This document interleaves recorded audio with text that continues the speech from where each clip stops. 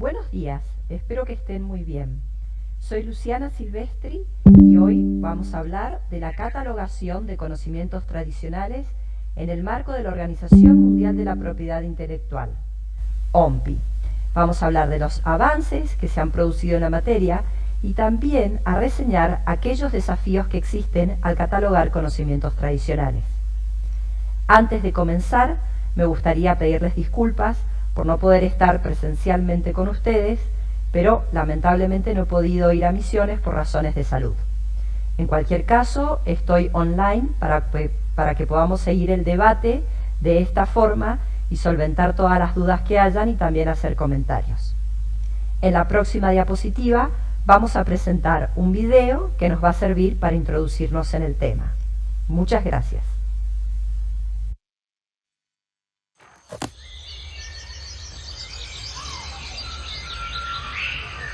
En un lugar lejano de la selva tropical, entre los árboles más altos y las ranas más pequeñas, vive el pueblo Yacuanoy. Como muchos otros pueblos indígenas, ha desarrollado una serie de habilidades, prácticas e innovaciones que les son propias. Esos conocimientos tradicionales que se transmiten celosamente de generación en generación son una parte inestimable de su identidad y constituyen un activo económico y cultural para toda la comunidad. Una innovación del pueblo Yacuanoy se ha hecho especialmente famosa. Una vez al año, a finales de primavera, los Yacuanoy se reúnen para recolectar cuidadosamente los raros brotes de Surian. Los brotes, de un intenso color verde, se separan con esmero de las hojas y las raíces y se dejan en grandes macetas de barro. Gracias a un cuidado constante, la mezcla se transforma en una pasta aceitosa de color verde. Es así como los Yacuanoy obtienen una nueva reserva de este prodigioso remedio para la piel, que sirve para curar quemaduras y afecciones cutáneas como el eczema, y también para hidratar a fondo la piel manteniéndola joven. La pasta, de gran valor gracias a sus propiedades curativas, siempre se ha usado en trueque y comercio con aldeas vecinas. De hecho, durante muchos años, la pasta de Surian ha sido el sustento económico de la comunidad Yacuanoy.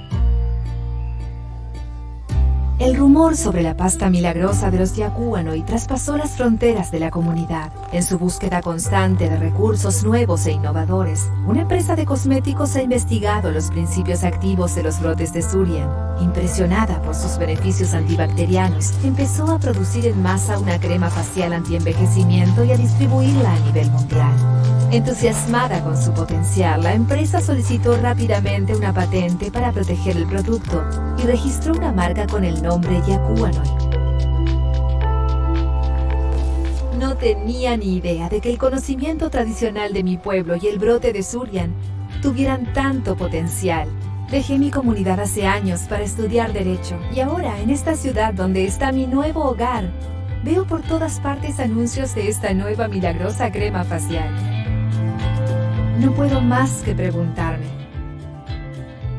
¿qué tiene que ver la propiedad intelectual con los conocimientos tradicionales? ¿Pueden y deben ser protegidos por la propiedad intelectual? La empresa ha hecho una inversión en su producto. ¿Qué sería lo más justo en este caso?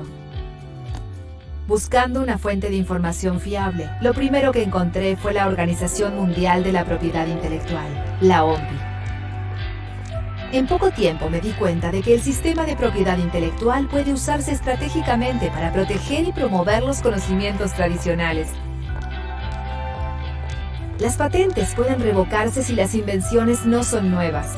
Las marcas pueden impugnarse si confunden a la gente. También me quedó claro que el actual sistema de propiedad intelectual tiene sus límites y que por suerte los países siguen trabajando en la OMPI para superarlas. La OMPI me puso en contacto con la Oficina Local de Propiedad Intelectual en mi país, que también fue de gran ayuda.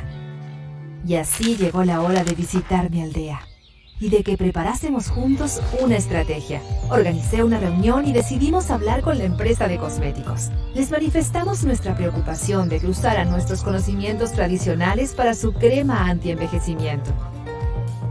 También les explicamos que su marca daba a entender que la crema era un producto auténtico de los Yacuanoy y que beneficiaba a nuestra comunidad, lo cual no era cierto. Tras una serie de intercambios productivos, la empresa decidió modificar su solicitud de patente y su marca para que el pueblo Yacuanoy figurara como cotitular. De esta manera, los beneficios serían compartidos, al igual que las nuevas fuentes de empleo. Aunque estas cuestiones son complicadas y las experiencias varían de una comunidad a otra, volví a mi casa orgullosa de los conocimientos tradicionales de mi comunidad y con las ideas más claras sobre la necesidad de utilizar de forma inteligente los derechos de propiedad intelectual. Cuanto más sepan nuestras comunidades acerca de la propiedad intelectual, mejor sabremos proteger y promover nuestras culturas únicas.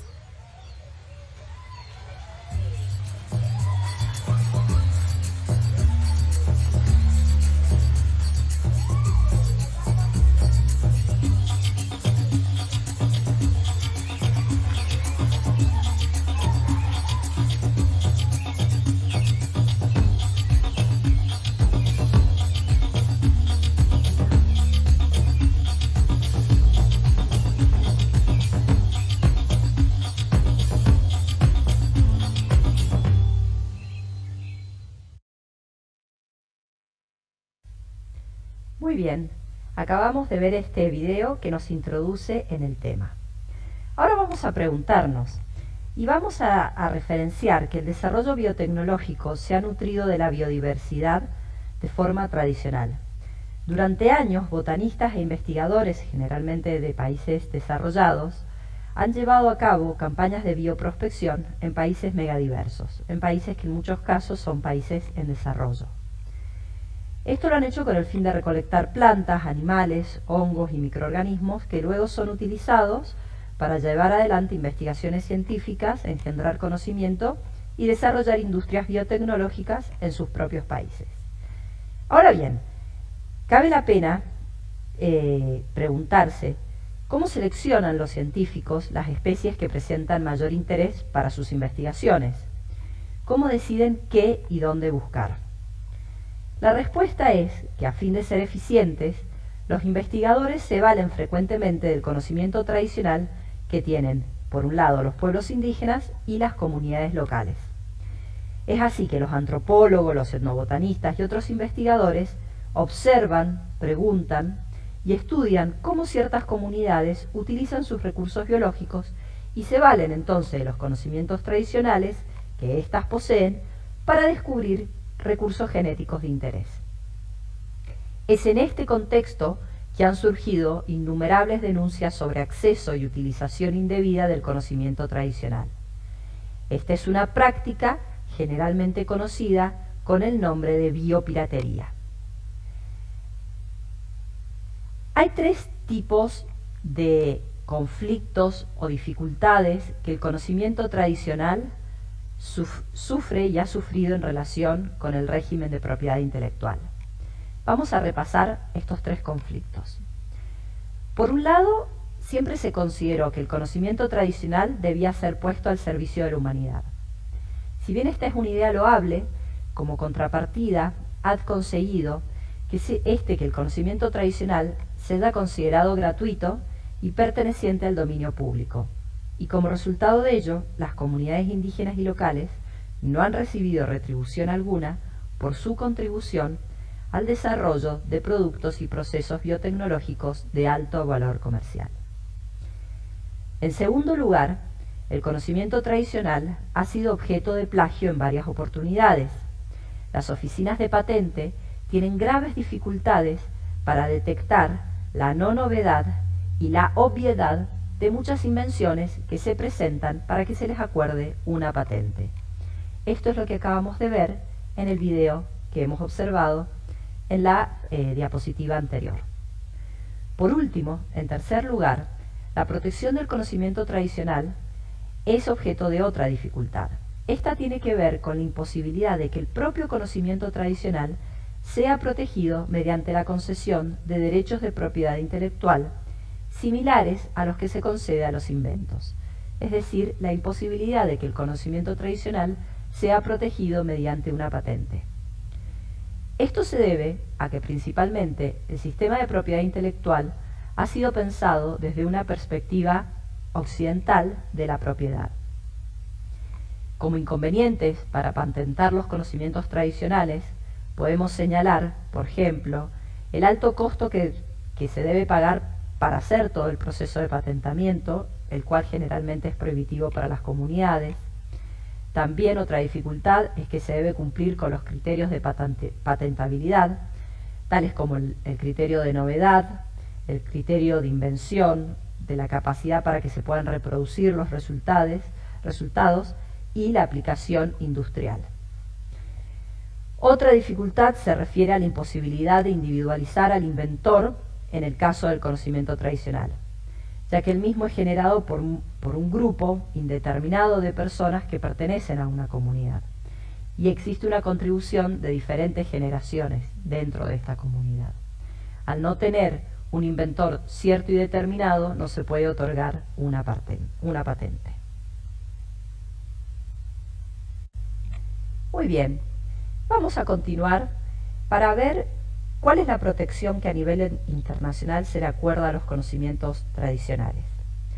Y lo que debemos decir es que no existe a nivel mundial un acuerdo que de forma estratégica y efectiva confiera protección a los conocimientos tradicionales como tales, de forma global y de forma transversal.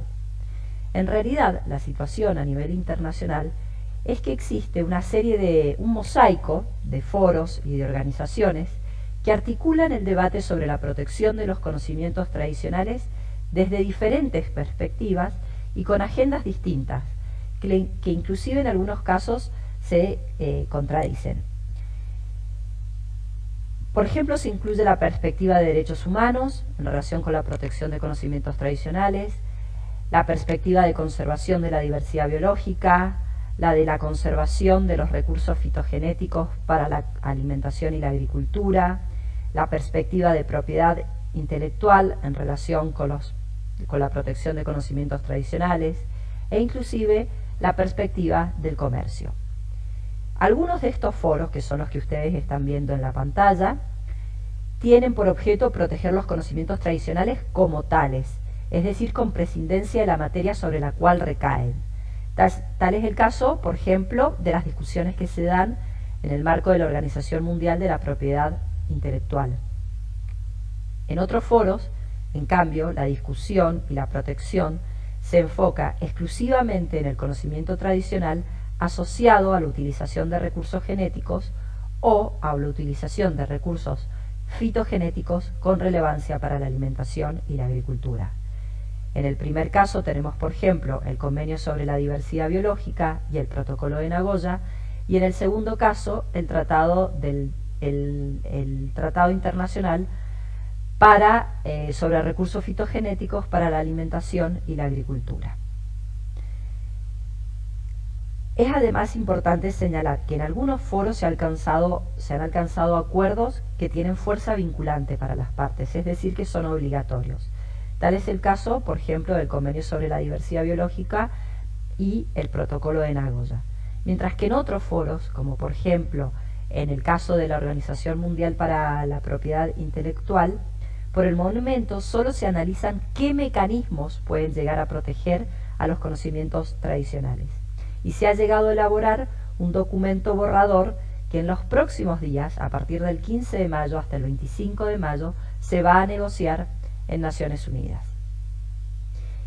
En los próximos días, como les comento, en Ginebra, en Suiza, se va a realizar una conferencia diplomática en donde los delegados de cada país van a ir con poderes de negociación para terminar de negociar y, si Dios quiere, adoptar un acuerdo internacional que se ha estado negociando y elaborando durante los últimos 15 años.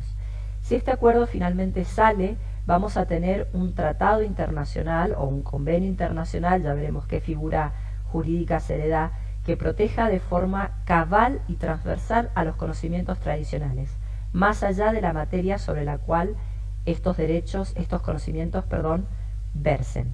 Vamos a ver entonces qué sucede en los próximos días y hay que estar atento a este desarrollo. Muy bien, nosotros nos vamos a enfocar en uno de estos foros en particular. Ese es el de la Organización Mundial de la Propiedad Intelectual, y dentro de ella el Comité Intergubernamental sobre Propiedad Intelectual, Recursos Genéticos, Conocimiento Tradicional y Folclore, que fue creado en el año 2001 y tiene participación de todos los países que son parte o conforman la Organización Mundial de la Propiedad Intelectual. Es allí donde se elaboran, donde se analizan y donde se está negociando un acuerdo internacional para proteger a los conocimientos tradicionales, como les comentaba. Son dos las formas o las modalidades básicas de protección de conocimientos tradicionales que se han analizado en los últimos años en la OMPI. Por un lado tenemos la protección positiva, en la cual se busca salvaguardar los conocimientos tradicionales mediante la utilización de los mecanismos jurídicos que existen, y se busca entonces conferir derechos a las comunidades sobre sus conocimientos y otorgarles recursos específicos que sirvan para defender estos derechos. Dentro de la modalidad positiva se barajan tres posibilidades. La primera sería resguardar los conocimientos tradicionales mediante la utilización de las propias leyes de propiedad intelectual y la inervación del resto del sistema jurídico vigente. Dentro de esta opción, por ejemplo, cabe la posibilidad de otorgar una patente a una comunidad cuyos miembros se hubieran asociado bajo una forma legalmente reconocida, por ejemplo, que tengan personería jurídica, y hubieran solicitado de forma conjunta esta patente. Si bien ello podría sortear el escollo de contar con un solicitante cierto y definido, la solución es precaria. El conocimiento tradicional es el resultado de una experimentación colectiva que trasciende la simple asociación circunstancial de miembros de una comunidad. Además, en este caso, persisten cuestiones complejas de difícil solución. Una de ellas se relaciona con la dificultad de que los conocimientos tradicionales puedan cumplir con el requisito de aplicabilidad industrial. Otra se refiere al límite temporal de protección que se otorga a una patente. Una patente se otorga por 20 años y este límite de tiempo no responde realmente a las preocupaciones de las comunidades. Una segunda vía, dentro de la modalidad positiva, sería la utilización del régimen general de contratos del derecho civil.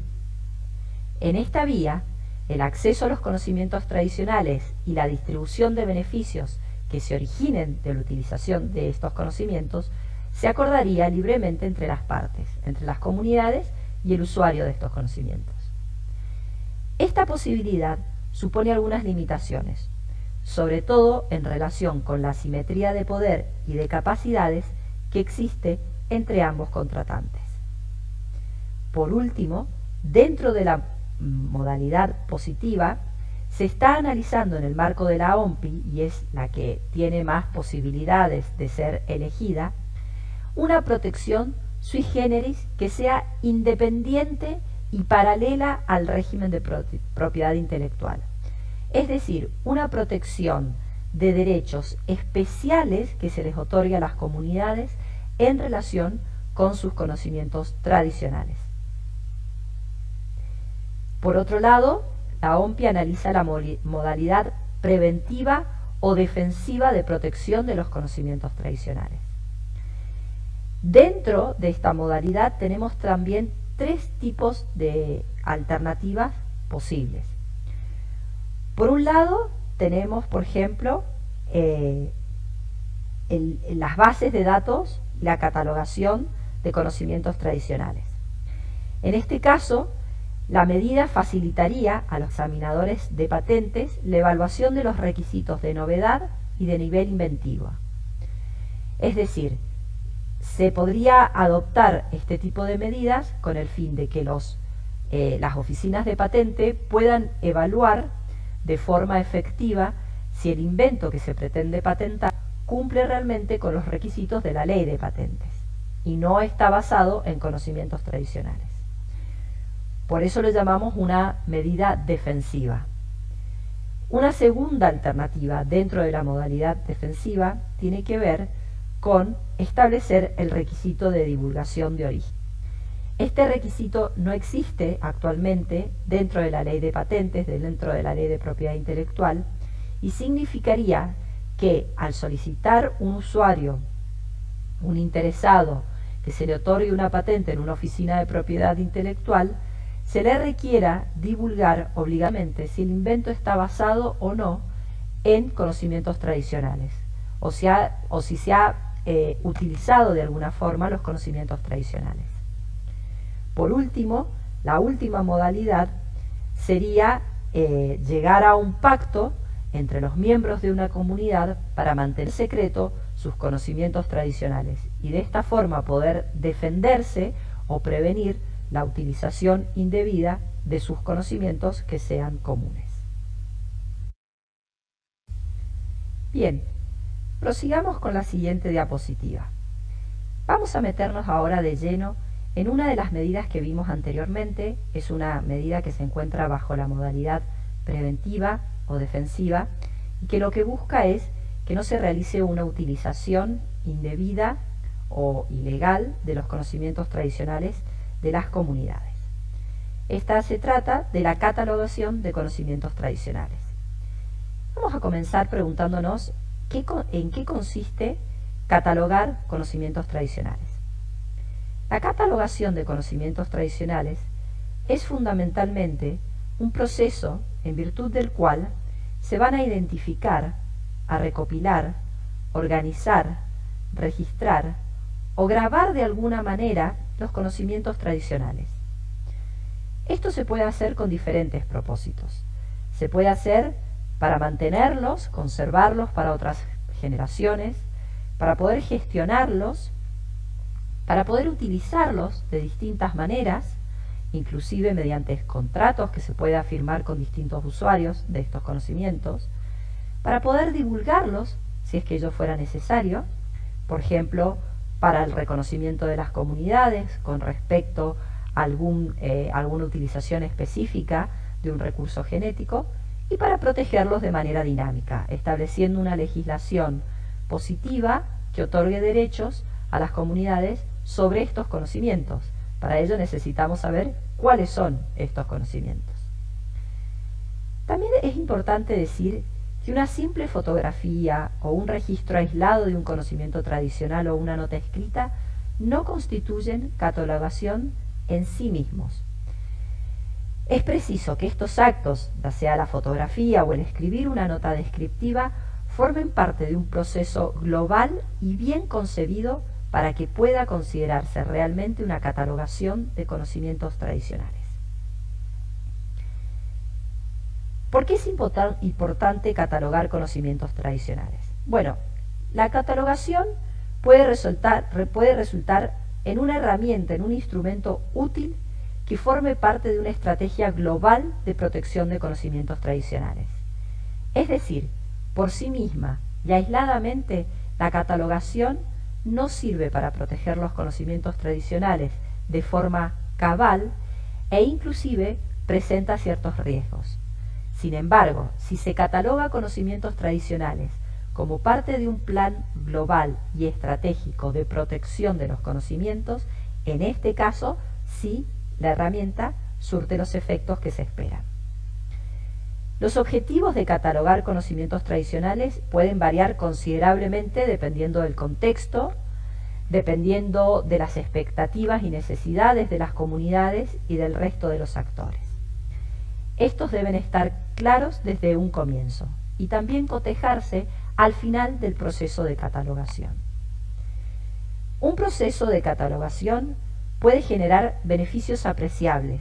Por ejemplo, puede generar beneficios monetarios y en especie para las comunidades. Puede servir para sistematizar y organizar con fines de cara a la preservación de estos conocimientos. Puede permitir la colaboración y las alianzas con una gama importante de actores. Por ejemplo, si se catalogan los conocimientos tradicionales con fines médicos, estos pueden servir a la política de salud de un determinado país. Puede servir para identificar y otorgar mayor reconocimiento social a los pueblos indígenas y a las comunidades locales en relación con ciertos conocimientos tradicionales específicos, para crear capacidad y con usos educativos, para la protección preventiva de la propiedad intelectual, es decir, para impedir que se otorguen erróneamente patentes dentro del proceso de adquisición de derechos de propiedad intelectual. ¿Qué desafíos, sin embargo, presenta la catalogación? Bueno, hay ciertos riesgos que supone catalogar conocimientos tradicionales. Si la catalogación se hace de forma planificada y dentro de un proceso global de protección de los conocimientos tradicionales, estos riesgos claramente disminuyen. Sin embargo, si se hace de una forma impensada o poco estratégica, los riesgos ciertamente pueden volverse una realidad. Los riesgos tienen que ver, por ejemplo, con que ningún beneficio monetario o en especie se pueda, destinar a las comunidades. También se puede realizar una catalogación o sistematización de conocimientos tradicionales que no responda a formas culturalmente apropiadas a las comunidades. También puede ser que se lleve adelante un proceso de catalogación informal y que no tenga en cuenta el derecho de las comunidades a otorgar acceso a esta catalogación o a estos conocimientos y que ellas, por lo tanto, pierdan el control sobre sus conocimientos tradicionales.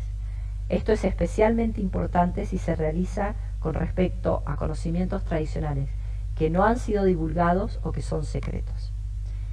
Y una vez que se catalogan conocimientos tradicionales, si no se hace dentro de una estrategia global de protección de conocimientos, puede perderse ciertamente el control sobre estos conocimientos.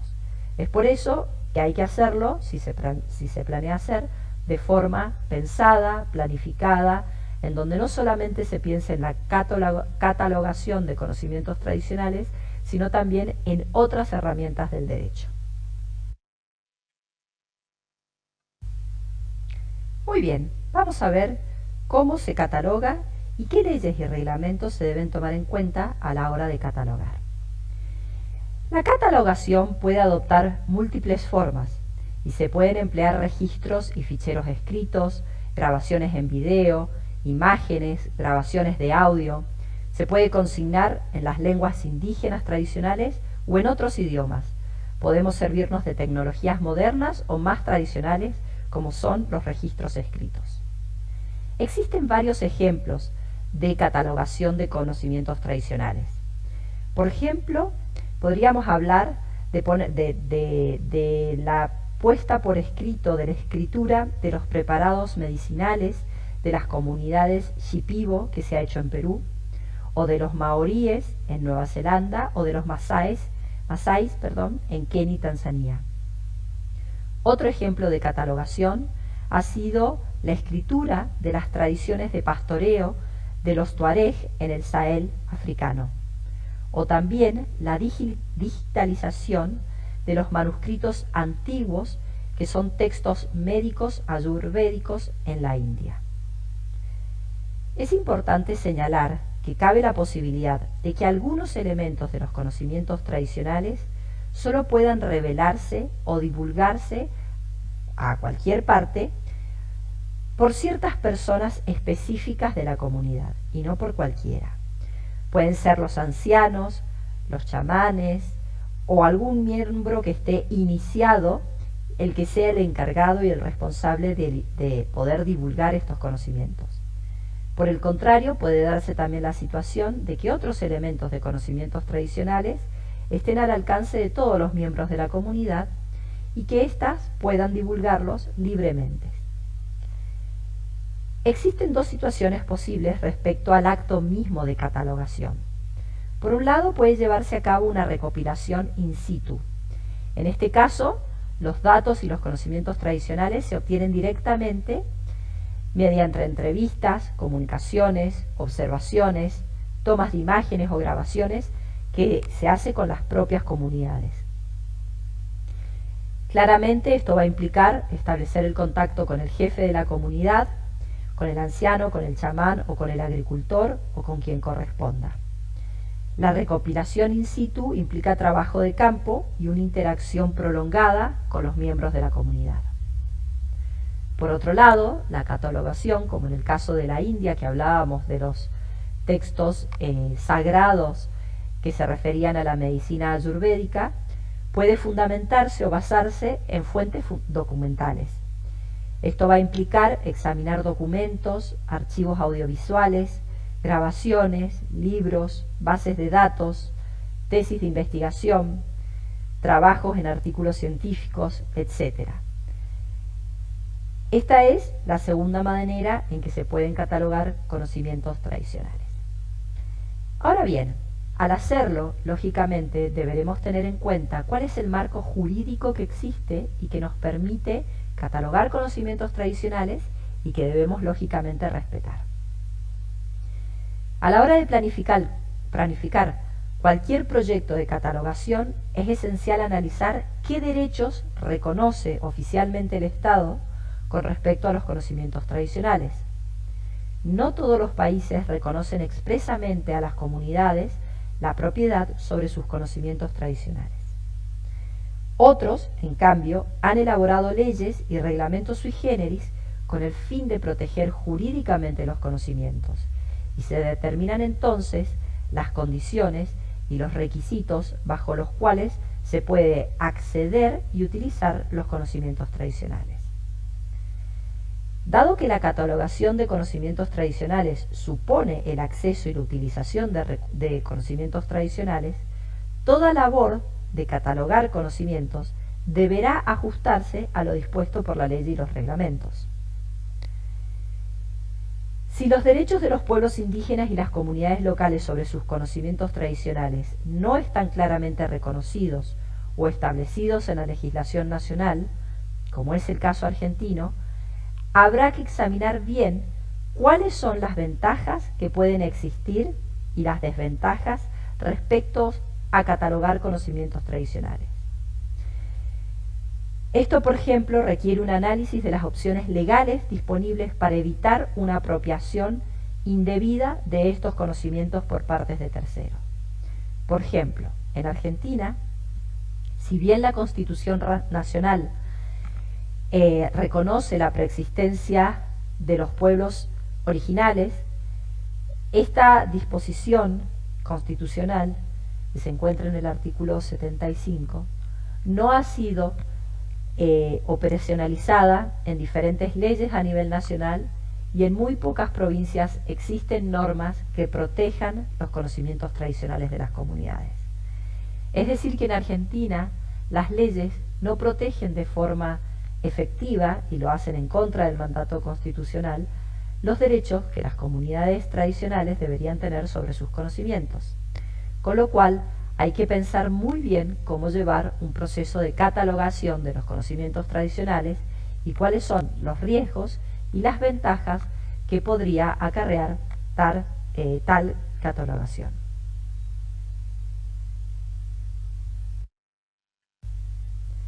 En esta diapositiva tienen una imagen de la página web de la OMPI, en donde aparece la guía de catalogación de conocimientos tradicionales que ha desarrollado la OMPI.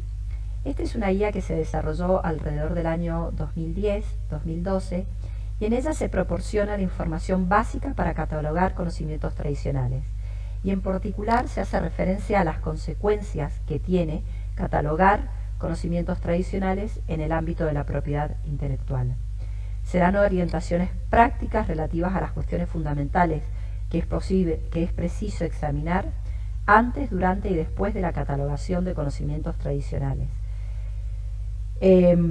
Esta guía no promueve específicamente la catalogación de conocimientos tradicionales, sino que se da a entender cuáles son los riesgos y cuáles son las ventajas de catalogar y cómo debe hacerse este proceso si es que decide hacerse desde el punto de vista del Estado o desde el punto de vista de las comunidades.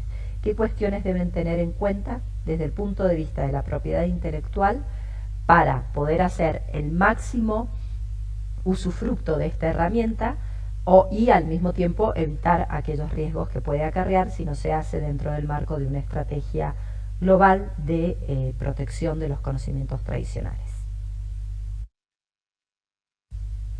Finalmente, como conclusión, me gustaría cerrar con el siguiente pensamiento, y es que la catalogación de conocimientos tradicionales puede ayudar a impedir la continua pérdida de estos conocimientos, puede ayudar a que los conservemos para las siguientes generaciones, puede ayudar inclusive a que se haga más fácil la distribución de los beneficios que se originen de la utilización de conocimientos tradicionales, que podamos saber quiénes son sus legítimos poseedores, quiénes son las comunidades que incluso pueden encontrarse en distintos países, que son o que deben ser las beneficiarias de aquellas ventajas que se originen de la utilización de conocimientos tradicionales. Puede también en última instancia ayudarnos a protegerlos ante la utilización indebida de estos conocimientos en el momento en que se solicita una patente u otro derecho de propiedad intelectual. Puede servir además como base para adjudicar derechos a estos conocimientos tradicionales. Es en sí una herramienta útil. Sin embargo, es importante entender que la catalogación de conocimientos tradicionales no es en sí misma y de forma aislada una estrategia eficaz para proteger a los conocimientos tradicionales, ya que no garantiza necesariamente su protección jurídica. Siempre debería ir acompañada por las medidas que vimos dentro de la modalidad positiva y por el establecimiento de un régimen a nivel nacional y a nivel provincial, en el caso argentino, que realmente proteja los conocimientos tradicionales.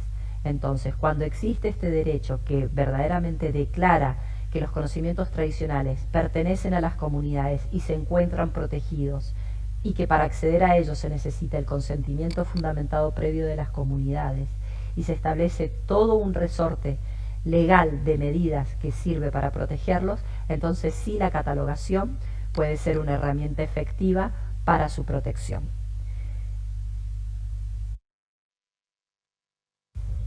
Bueno, no queda más que agradecerles mucho la atención que han tenido y quedo online para cualquier duda o comentario que quieran hacer. Muchísimas gracias.